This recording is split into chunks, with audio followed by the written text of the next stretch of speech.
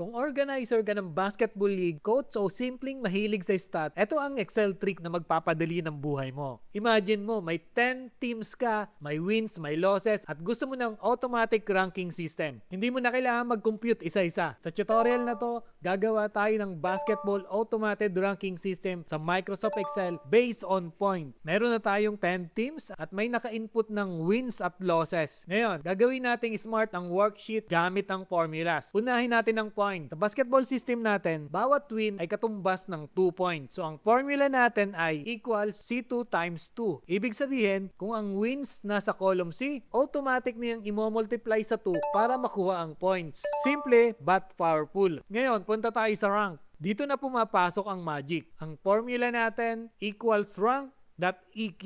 Mukhang mahaba, pero ito ang dahilan kung bakit automatic ang ranking, even kapag may magkaparihong points. Ang rank.eq ang nag-a-assign ng rank based sa highest point, habang ang count-if ang bahala sa tamang placement kapag may tie. At ngayon, test natin. Babaguhin ko ang wins ng isang team. And yes, pag tumaas ang wins, automatic tumataas ang points. At kasabay nun, nababago rin ang kanilang rank. Ganun din kapag binago mo ang losses. Kahit anong adjustment, updated agad ang standing. No manual edits, no calculator, no stress. Real-time leaderboard. At para mas professional ang presentation, pwede nating isort ang data ascending order based sa rank mula 1 hanggang 10. Para laging malinaw kung sino ang nasa taas at sino ang humahabol. At ganyan ka-powerful ang Excel sa sports management. Kung gusto mo ng ready-made template nito, comment ka lang ng basketball ranking at ibibigay ko sa iyo ang template para magamit mo rin sa liga, school tournaments o barangay events. Because in Excel, you don't just track the game, you control the scoreboard. Follow for more!